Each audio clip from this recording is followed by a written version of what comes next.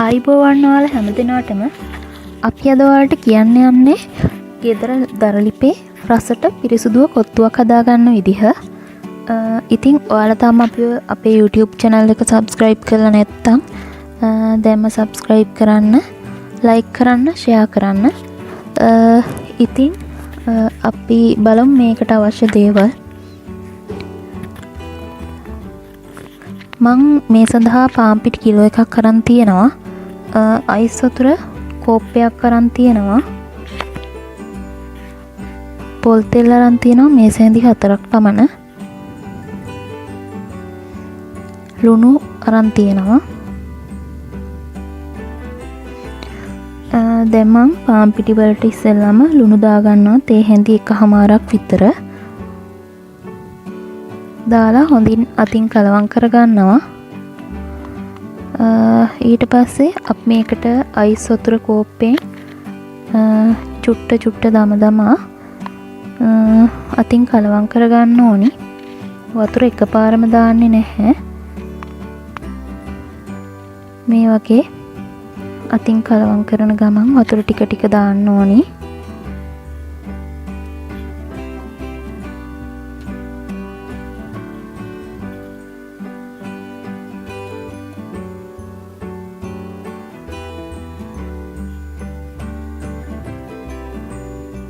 අපි මේ පිටිකුලිය හදාගන්න ඕනේ අතේ ඇලෙන්නේ නැති විදිහට, ඇලෙන්නේ නැති ගානට.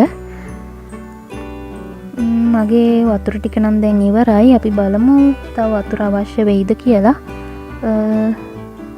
වතුර නම් ඕනේ නැහැ. අපි දැන් මේ පිටි ටික කෑලි කඩලා පොඩි කෑලි වලට අපි ඒකට උඩින් දැන් අපි අර පොල් තෙල් ටික දාගමු.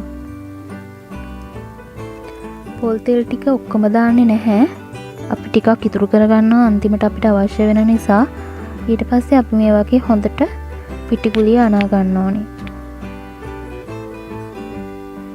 ඊට පස්සේ අපි මේක භාජනයට මෙහෙම තද කරලා පොල් තෙල් ඉතුරු කරගත්ත ටික ඒක උඩින් අපි තවර ගන්න ඕනේ.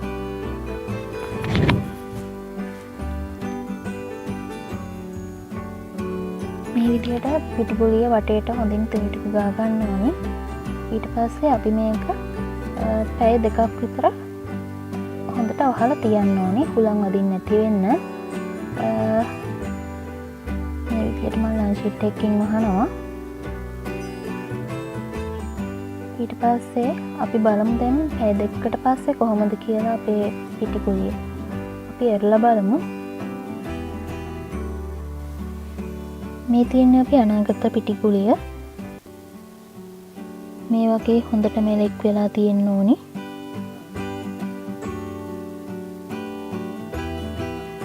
ඊට පස්සේ අපි මේකෙන් පොඩියට සාමාන්‍ය බෝල කඩාගෙන මේ වගේ බෝල කඩාගෙන හොඳට නීට් කරලා වෙනම භාජනයකින් අපි තියාගන්නවා.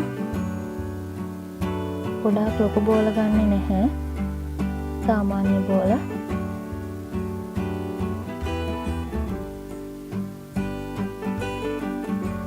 මේ තියෙන්නේ අපි නීට් කරගත්ත බෝල ටික.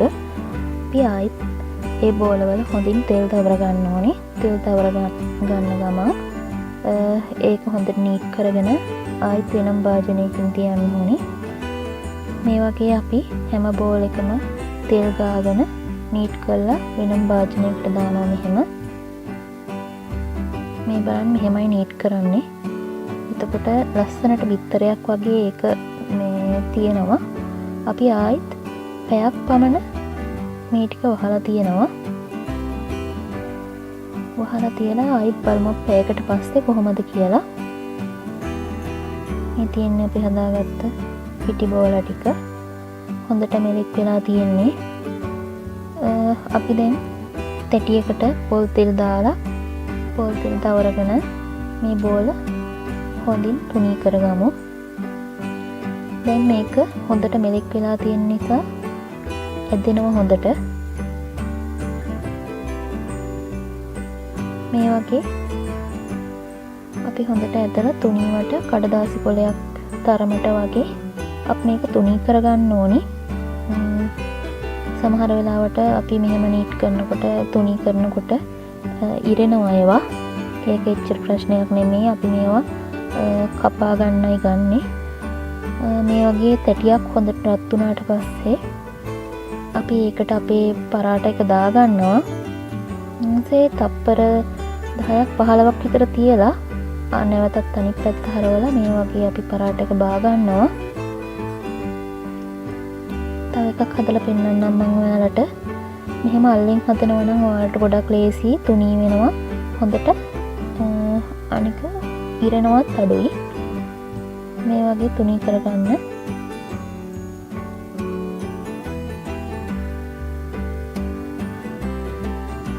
අපේ රොටි තැටිය දැන් හොඳට රත් වෙලා තියෙන්නේ.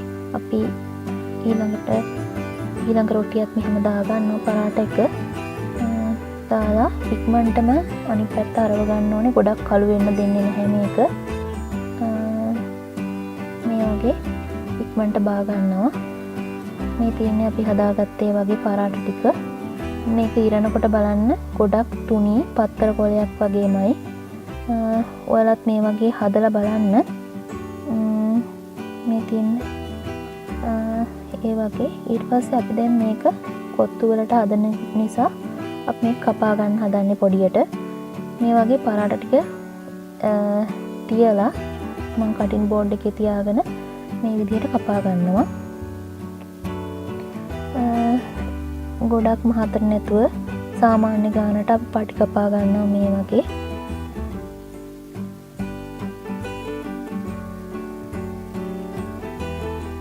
මේ තියෙන මම පටි කපා ගත්ත පරාට ටික මේ ටික ආයිත් මම අනිත් පැත්තට හරවගෙන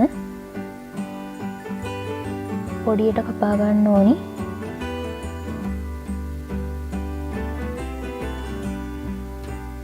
මේ වගේ කපා ගන්නවා.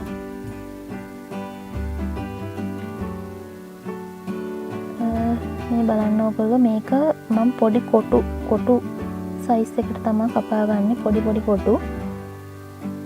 මේ බලන්න අපි කඩේ කොත්තු කනකොට කොත්තුව මේ වගේනේ කෑලි තියෙන්නේ. අපි ඒ වගේ ගානට අපි කෑලි කපා ගන්නවා. මෙහෙම කපනකොට හරිම ලේසි ඉක්මනට කරගන්න පුළුවන්. මේ තියෙන්නේ අපි කපාගත්ත පරාට කෑලි.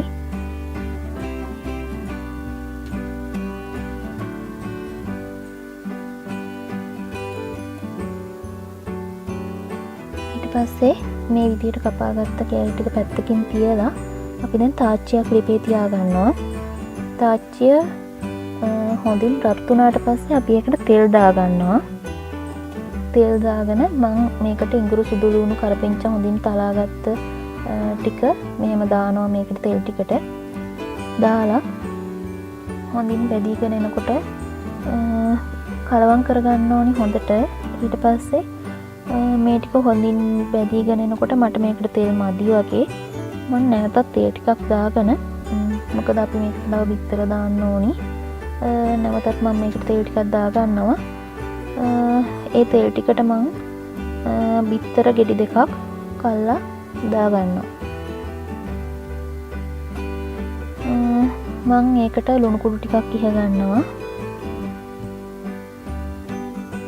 ඊට පස්සේ හොඳින් බිත්තර ටික කලවම් කරගන්න ඕනි.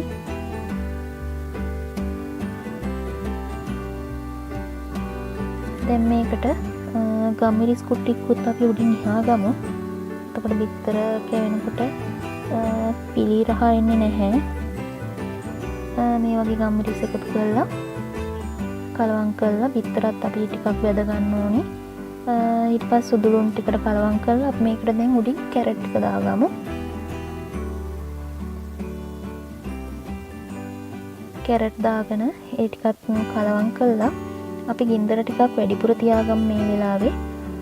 මොකද කැරට් ටික අමුයෙන් කන්න අයට නම් අමුයෙන් ගත්තට කමක් නැහැ. සාමාන්‍යයෙන් තඹ ගන්න ඕන නම් ටිකක් තඹගෙන අපි ඒකට ලුණු කුඩු ගම්මිරිස් කුඩු දාගමු. රසායනික ලුණු කුඩු දාගන්න.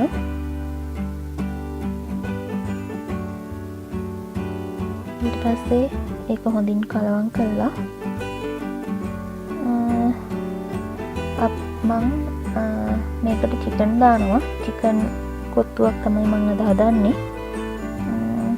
ඉතින් මං කොත්තු කන්න චිකන් හැදුවාද චිකන් ඒකින් මං කෑලි අරගෙන හොඳින් කෑලි වලට මේ වගේ කඩාගෙන මං ඒක දාගන්නවා දැන් මේ වෙලාවේ ඒකත් හොඳින් කලවම් කරගන්නවා කැරට් ටිකත් එක්ක බීලුණු මං කපලා දාගන්නවා මේ ටික හොඳින් කලවම් කරලා ඊට පස්සේ මං කොත්තු ටික මේකට දාගන්නවා කොත්තු ඔක්කොම එකවර දාන්නේ නැහැ ඉස්සෙල්ලා ටිකක් දාගෙන ඊට පස්සේ ඉතුරු ටික දාගන්නවා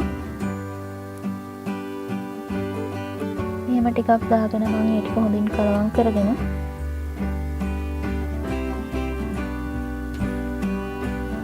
ඊට පස්සේ මම ඉතුරු කොත්තු ටිකක් දාගන්නවා මම ලීක්ස් දාගත්තේ නැත්තේ ලීක්ස් වල වතුර එන නිසා මම දැන් මේ ටික කලවම් වුණාට පස්සේ ලීක්ස් ටිකක් දාගන්නයි හදන්නේ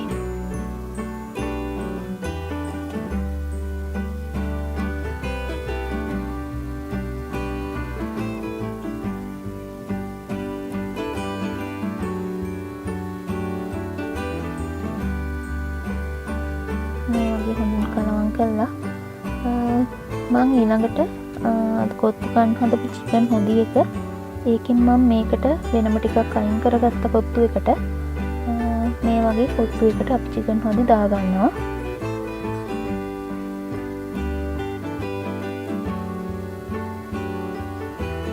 මෙහෙම දාලා හොඳට කලවම් කරගන්නවා චිකන් හොදි හැම කොත්තු කෑල්ලකම ගෙවෙනකම්